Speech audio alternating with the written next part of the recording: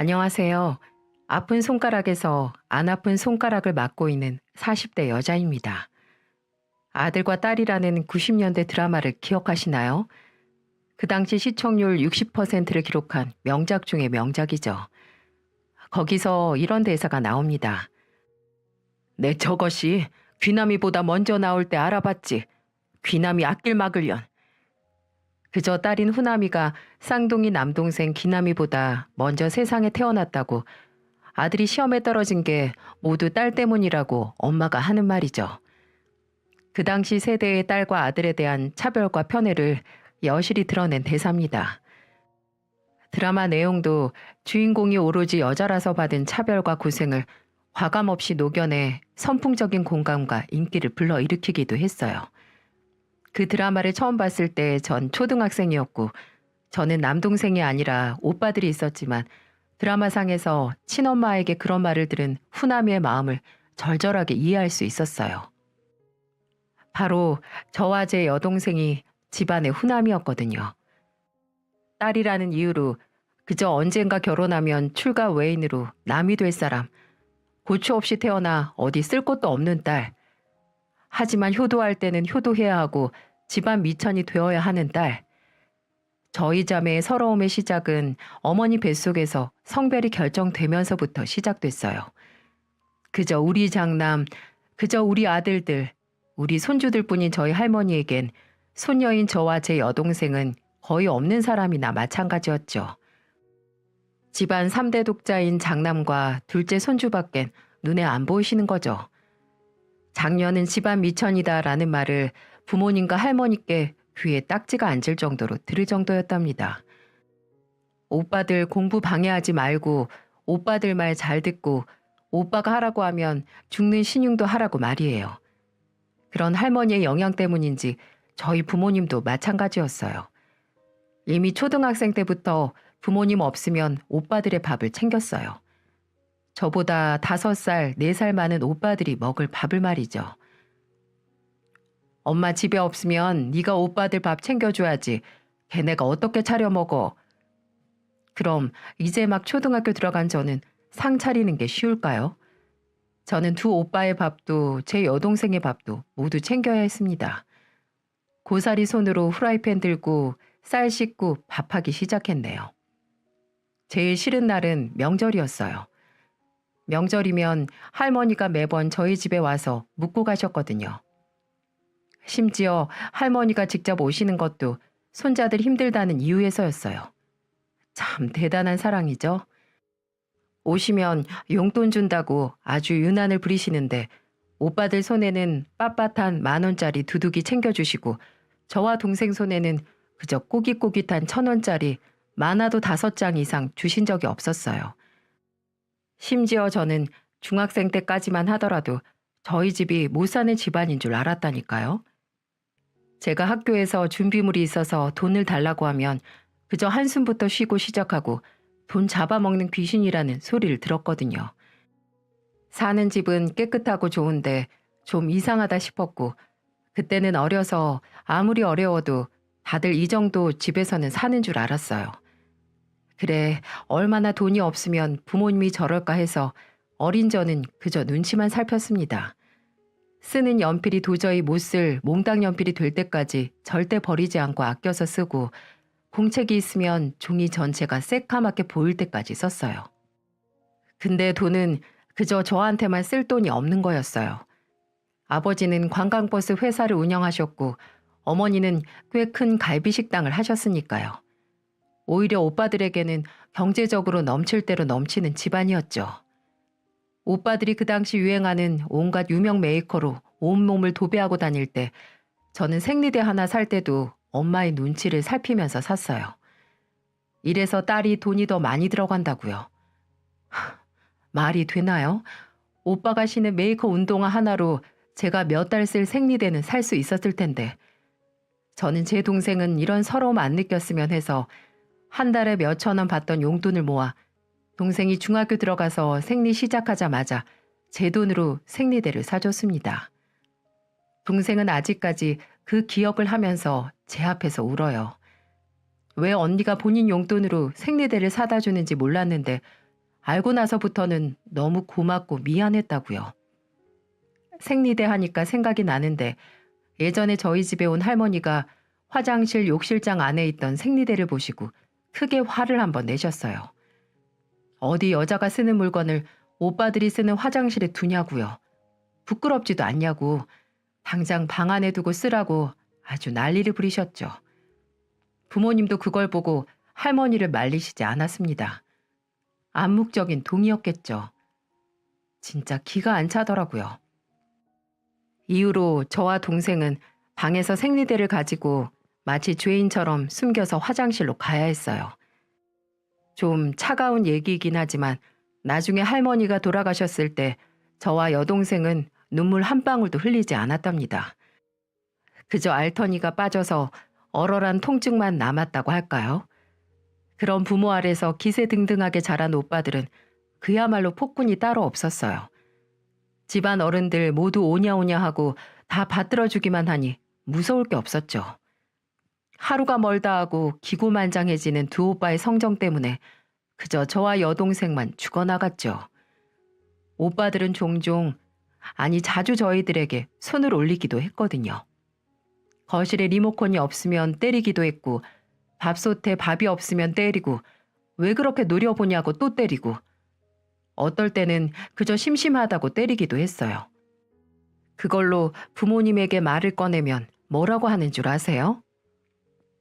소정이 네가 뭘 잘못했겠지. 오빠가 괜히 때리겠어? 내가 하긴 뭐래. 나 거실 리모컨 쓰지도 않았는데 왜 나한테 와서 사람을 때리냐고. 그럼 유정이가 봤던가. 유정이가 어디다가 나서 그랬나 보지. 엄마, 나랑 유정이가 거실에서 TV 보는 거 본 적 있어? 매일 오빠들이 거실에 누워서 TV 차지하고 있는데 대체 언제 봐?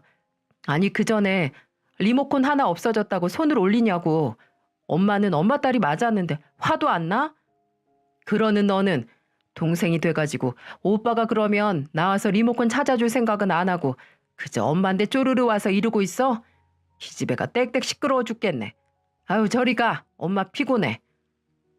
이때 알았어요. 저희 부모님에게는 뭔가 서러움을 터놓으면서 감정에 호소하면 안 된다는 거를요. 뭔가를 바라서 다가갔다가 오히려 제가 상처를 더 입으니까요. 집안 형편이 안 좋은 것도 아닌데 부모님은 저와 동생에게 대학에 붙어도 등록금 내준다는 소리 한번 하지 않으셨어요.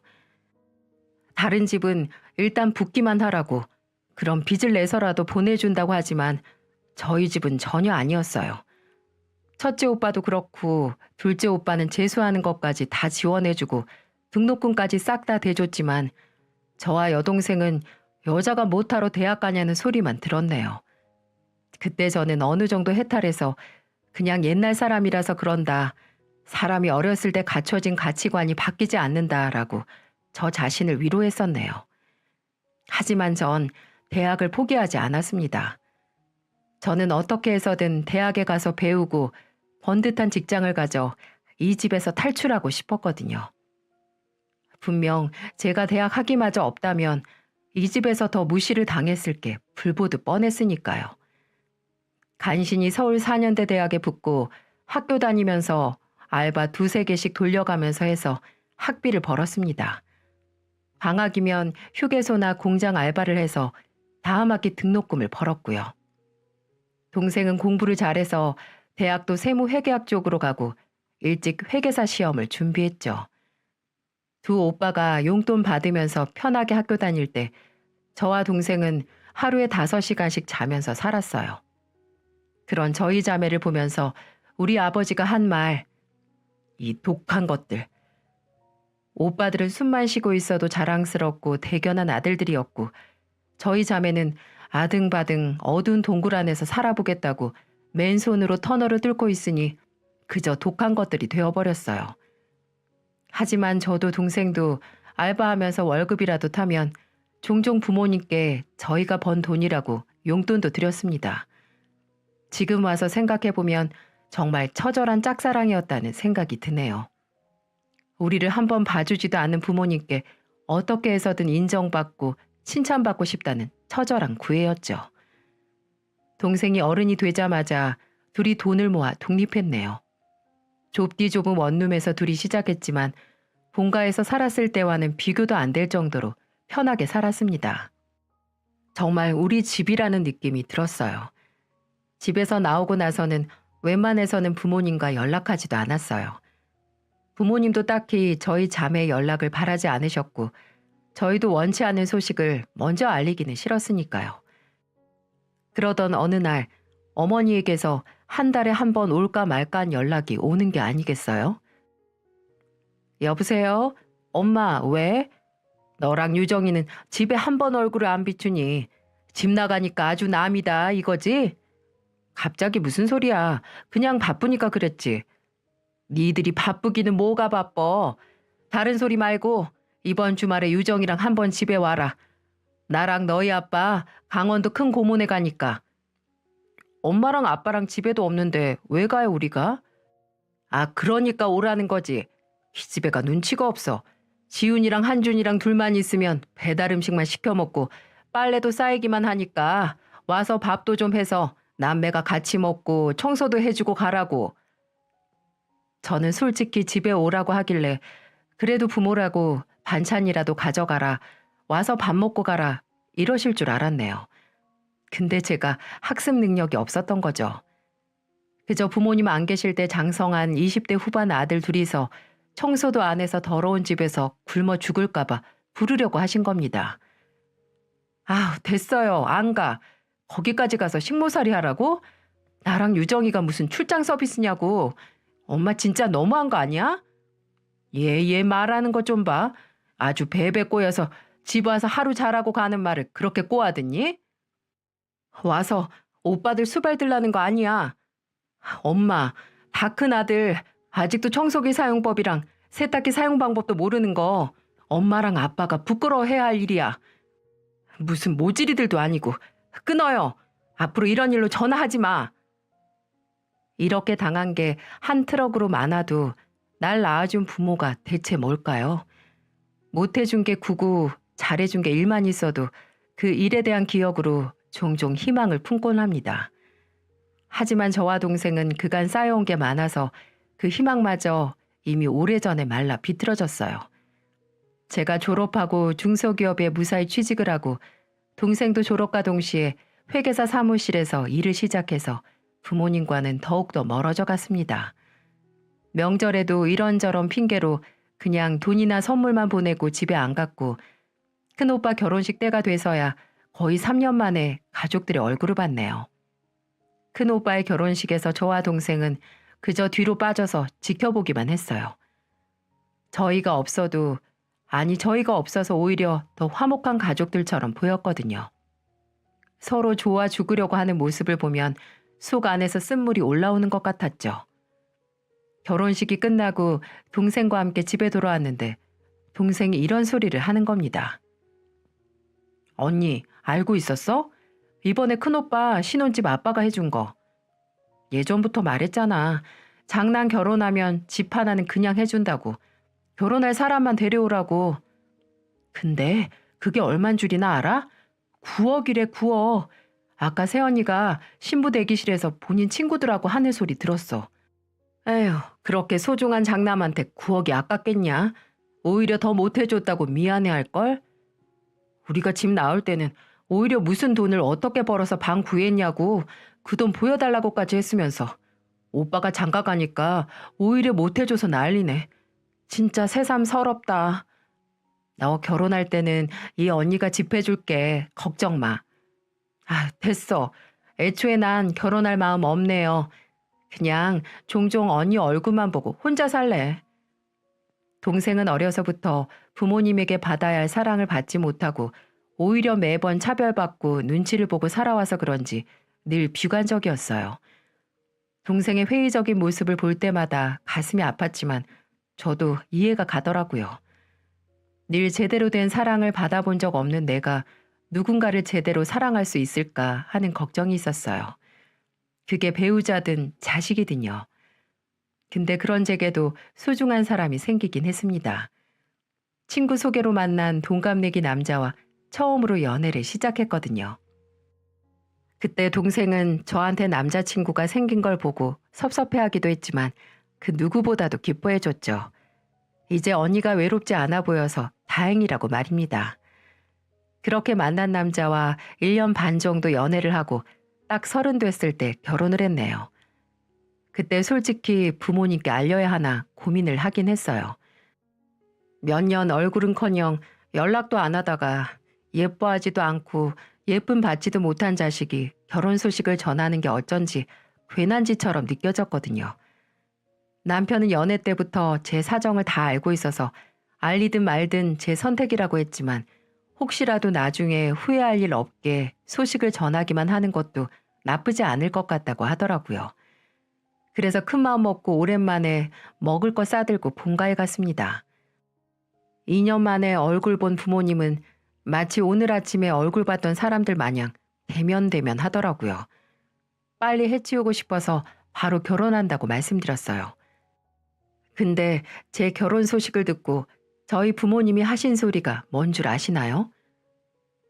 돈 얼마 모았니? 그냥 결혼할 정도로는 모았어. 왜? 아니, 결혼도 돈이 있어야 하는 건데 네가 뭐 벌어봤자 얼마나 벌었겠어. 상대방은 뭐 하는 사람이야? 일반 회사 다녀? L전자 다니고 있어. 5년 차고. 어머, 그럼 돈 잘 벌겠다. 다행이다. 이제 진짜 출가 외인 되는 거네. 뭐 예단비라도 좀 얹어줘야 하는 건가? 여자는 어차피 결혼하고 나면 남의 집 식구야. 남의 집 식구. 그 식구들 도움으로 결혼식 하면 되겠네. 우리 집 식구도 아닌데 못하러 그래? 난 결혼하기 전부터 이미 남의 집 애처럼 살았는데? 축하한다, 잘 살아라 라는 말도 없이 그저 돈, 돈, 돈. 혹시라도 제가 결혼한다고 손 벌릴까봐 무서웠던 걸까요? 솔직히 돈은 언감생신, 꿈도 안 꿨습니다. 그저 잘 살라는 말 한마디면 그래도 괜찮다고 생각했는데 그것도 제게는 과한 희망인가요? 왜요? 제가 출가 외인인 딸로 태어나서요? 그치만 무슨 성별로 태어나던 그건 제 잘못이 아닌데 말이죠. 그날은 그냥 그 말만 하고 바로 나왔어요. 따로 제 남편을 소개시키지도 않았고 상견례도 안 했습니다. 다행히 시부모님께서 저를 아껴주셔서 제 집안 사정도 다 이해해 주셨어요. 그래서 상견례를 넘어가는 것도 괜찮다고 하셨고요. 제가 친부모님 복은 없는데 시부모님 복은 있더라고요.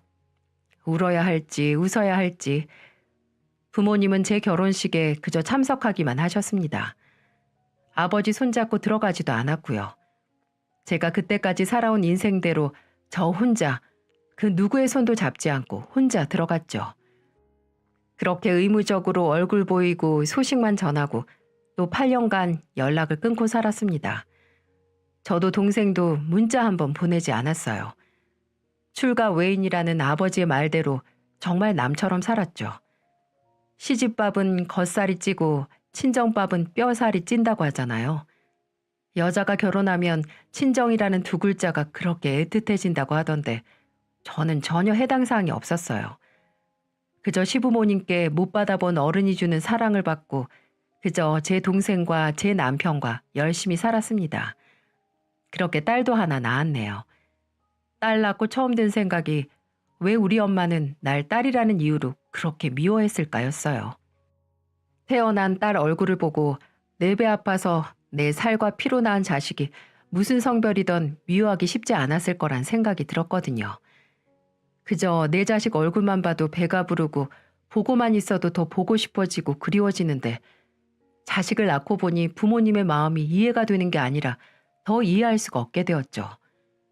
딸이 유치원에 들어갔을 무렵 외롭고 서러운 과거가 모두 옛말로 느껴질 때쯤 사건이 터졌습니다.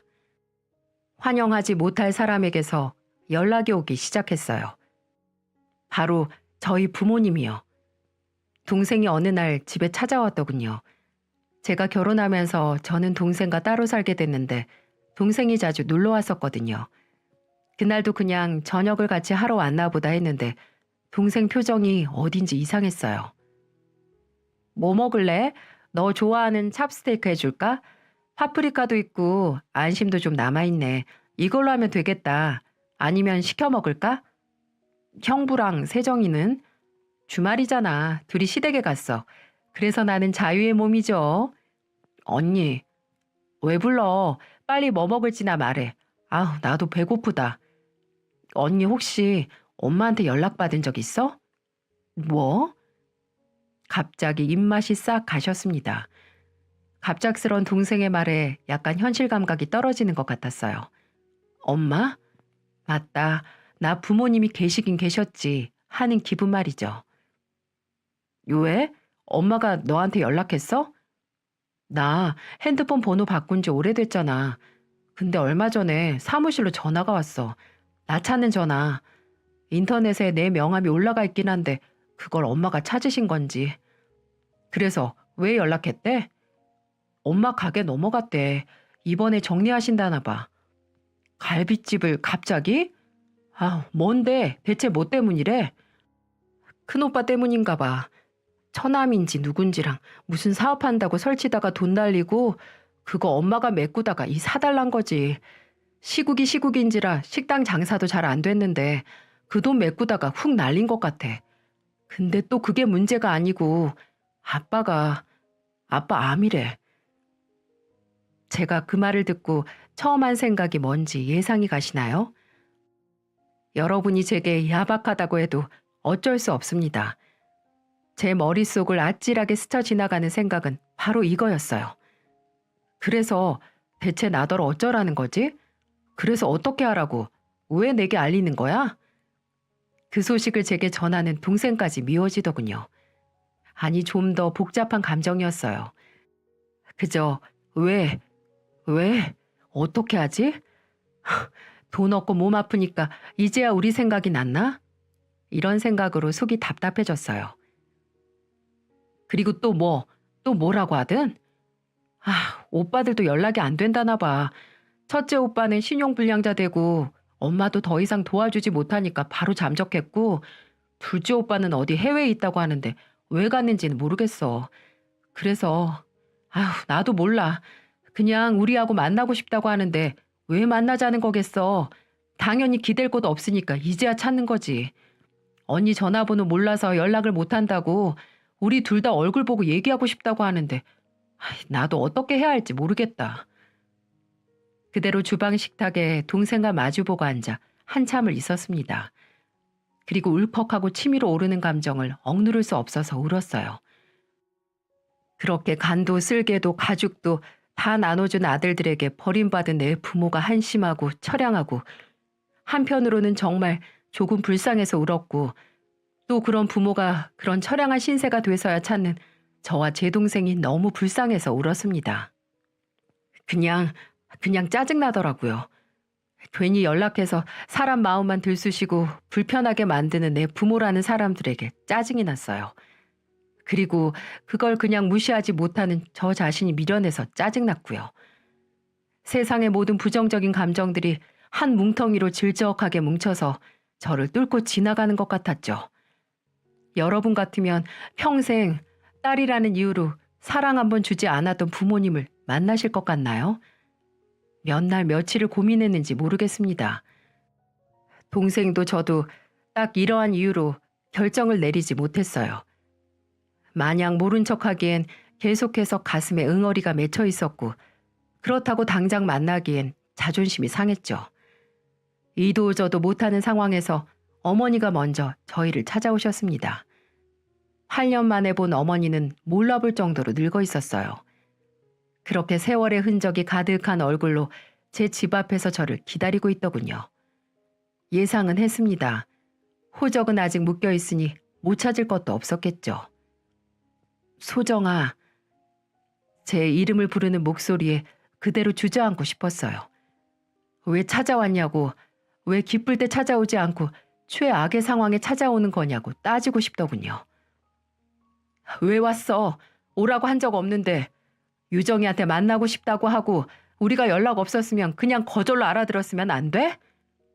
미안하다. 이렇게 와서. 생전 처음 듣는 사과였어요. 살면서 어머니에게서 처음 듣는, 저를 때리는 오빠들에게서 지켜주지 못했을 때도 듣지 못했고 왜 날 미워하냐고 서러움을 토로해도 그저 난 그런 적 없다. 그런 기억 없어. 이런 말만 하던 어머니가 생전 제게 처음으로 사과를 하신 거예요. 본인 입장이 아쉬우니까요. 나도 너희 아빠도 너랑 유정이한테 사과를 하고 싶어서 얼굴 보고 싶다고 한 거야. 너희한테 이제 와서 뭘 바라고 그런 게 아니라 늙어보니까 안 거지. 우리가 얼마나 너희한테 잘못했는지. 너랑 유정이가 우리 얼굴 보고 싶지 않다는 거 잘 안다. 하지만 혹시라도 우리 말을 들어보고 싶다면 여기로 오렴. 너희 아빠 여기 입원해 있으니까. 어머니는 한 번 접은 쪽지를 제게 쥐어주고 가셨어요. 저는 어머니의 뒷모습을 보면서 그 쪽지를 찢지도 못하고 버리지도 못하고 그저 어설프게 쥐고만 있었죠. 후회를 동반하지 않은 선택은 없는 것 같습니다. 그 어떤 선택을 하든 언젠가 다른 선택을 했다면 어땠을까 이런 가정을 해보게 되죠. 저와 동생은 몇 날 며칠 머리를 싸매고 고민했어요. 어떻게 할래? 어떻게 하고 싶어? 이러면서요. 여러분이라면 어떻게 할 것 같으세요? 저와 제 동생은 제 부모님에게서 대답을 듣고 싶다는 결론에 다다랐습니다. 어쨌든 뭐든 대답을 듣고 싶다고요. 어쩌면 화풀이를 하고 싶은 거일지도 모르겠네요. 그렇게 날을 잡아서 쪽지에 적힌 병원으로 찾아갔습니다. 오랜만에 만난 어머니가 많이 늙으셨다고 했죠. 아버지는 마지막으로 봤을 때보다 사람이 반으로 줄어 있었어요. 아무래도 편찮으신 것 때문에 살이 많이 빠진 것처럼 보였죠. 병실에 나타난 저희 자매를 본 부모님은 바로 눈물을 흘리셔서 오히려 저희를 놀라게 만드셨어요. 괜히 눈물 보고 마음 약해지지 말자고 다짐했습니다. 와줘서 정말 고맙다. 병원복을 입은 아버지가 고개를 한참 숙이고 있다가 꺼낸 말입니다. 동생도 저처럼 마음 약해지지 않기 위해서인지 단호하게 대답했죠. 두 사람 위해서 온 거 아니야. 오로지 우리를 위해서 왔어. 무슨 말 하는지 드러나 보고 싶어서. 동생의 말에 부모님은 서로 몇 분 동안 할 말을 고르시는 것 같더니 무거운 입을 열었습니다. 사과를 해야겠다 싶어서 만나고 싶다고 했어. 못난 부모 만나서 어려서부터 마음고생 많이 했지. 정말 미안하다. 우리가 지금 무슨 말로 사과를 하든 너희 속의 앙금이 풀릴 거라고 생각 안 한다. 그저 나나 너희 애미나 이렇게 늦게나마 깨닫고 미안하다는 말 한마디 꼭 전해야겠다고 생각을 했어. 그래, 우리가 너무했지 정말. 버림받은 입장이 돼보니까 알겠더구나. 이렇게 서럽고 비참한 기분인지. 미안하다 소정아 유정아. 그리고 그런 상황에서도 이렇게 잘 자라줘서 정말 이루 말할 수 없을 정도로 고마워. 이 사과로 저도 동생도 조금이나마 마음이 누그러졌을까요? 아니요. 오히려 애매하게 식었던 감정이 아주 빠르게 타오르는 것 같았죠. 우리가 왜 보고 싶었어? 이제 와서 왜? 엄마랑 아빠 마음 편하자고 이제 와서 사과하는 거 아니야? 유정아, 우리가 얼마나 엄마 아빠한테서 변명을 듣고 싶었는데 우리가 정말 미워서 그런 게 아니라 어쩔 수 없는 이유가 있었다고. 우리가 잘못돼서 그런 게 아니라 다른 이유가 있었다는 말을 얼마나 듣고 싶었는데. 그래, 너희들 잘못이 아니야. 전부 다 엄마랑 아빠가 잘못한 거야. 잘못된 생각으로 너희에게 큰 상처를 준 거야. 이렇게 못난 부모라서 정말 미안하다. 미안해. 부모님이 아니라 시절을 탓하고 싶었던 때가 있었어요. 우리 부모님이 나쁜 사람인 게 아니라 그저 그런 시절이었고 그런 사상이 통용되고 당연한 시대라서 가능했던 일이라고요. 그렇게 생각하는 편이 상처도 덜 받고 더 마음이 편했을 때가 있었죠. 부모는 자식을 완전히 이해할 수 없다. 부모와 자식의 존재는 다른 세대에 속해 있기 때문이다. 이런 투게르네프의 말이 생각났습니다. 그저 우리 부모는 그 세대를 초월해서 자식을 사랑할 수 없을 정도로 어리석고 약한 인간이라고 여겼어요. 그도 그럴 것이 생리대 하나로 손녀들에게 불결하다고 하던 할머니에게서 자란 아버지였으니까요. 우리 부모도 어쨌든 보고 자란 대로 내 부모가 된 다른 사람의 자식이라는 거죠.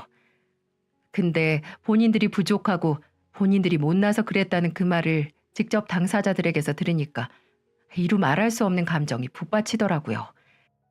그날 부모님은 몇십, 몇백 번 저희에게 사죄를 했고 저희는 울기도 하고 화를 내면서 소리를 지르기도 했네요.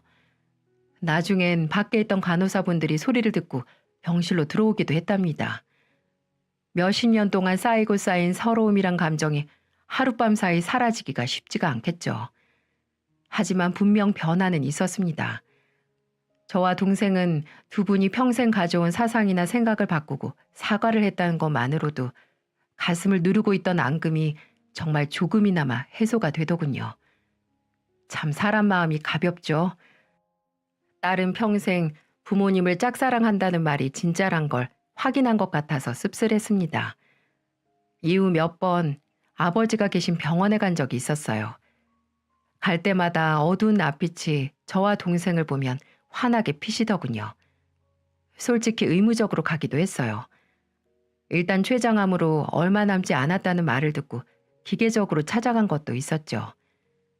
부모를 공경하는 효행은 쉽지만 부모를 사랑하는 교환은 어렵다는 말이 있잖아요. 저와 동생도 부모님을 사랑하는 마음을 찾기란 쉽지 않았죠. 또 부모님도 기대하시지 않는 눈치였어요. 그저 저희 얼굴 보면 와준 것만으로도 너무 고맙다고 하셨으니까요.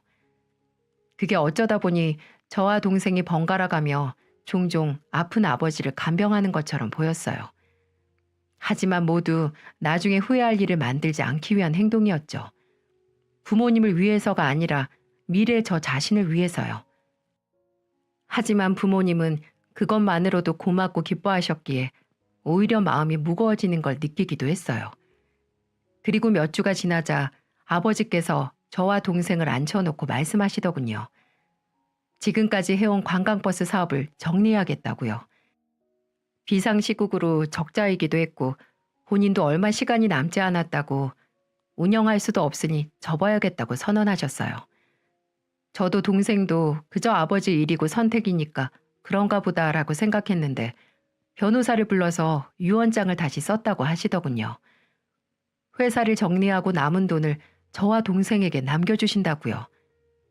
큰 돈은 아니지만 못난 부모를 용서해준 작은 답례라고 말하셨어요. 저와 동생도 처음에는 반색했어요. 마치 용서를 돈으로 매수당한 기분이 들었거든요. 하지만 어머니는 이거라도 남겨줘야 마음이 편할 것 같다고 어렸을 때 지원 못해준 것을 청산하는 거라고 그냥 가벼운 마음으로 받으라고 하셨습니다. 청산. 그렇죠. 어떻게 보면 청산이라고 할 수도 있네요. 그냥 되는 대로 냅두기로 했어요. 더 이상 머리 아픈 고민하지 않고 상황이 흘러가는 대로 냅두기로요. 근데 이 사달이 났네요.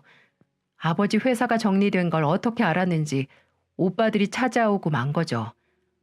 주말에 제가 어머니와 함께 아버지 병원에 있을 때 어디서 팍삭은 아저씨 2명이 다짜고짜 아버지 병실로 들이닥치는 게 아니겠어요? 거의 10년 만에 보는 오빠들이었어요. 첫째 오빠는 들어오자마자 제 얼굴을 보더니 기가 차다는 듯이 웃더군요. 내가 이럴 줄 알았지. 야, 너 아버지 사업 정리했다는 소리 듣고 왔냐? 어디 콩고물이라도 얻어먹으려고? 뭐? 너 지금 이게 뭐 하는 짓이야?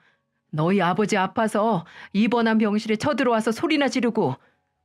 엄마는 아버지 사업 정리까지 했는데 우리한테 연락도 안 해요?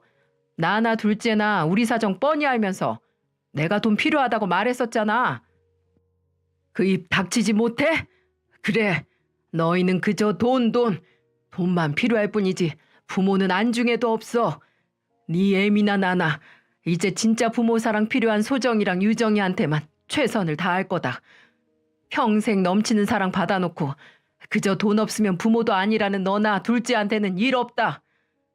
아버지, 나 지금 돈 안 들고 가면 진짜 죽을지도 몰라요. 당장 빌린 돈이 얼만데. 이런 한심한 자식 같으니라고. 너나 네 형이나 똑같다. 두 번 다시 내 눈에 나타나지 마. 나 이제 네 두 놈들 아버지 아니다. 나는 이제 얼마 남지 않은 시간 소정이랑 유정이 애비 노릇만 할 거다.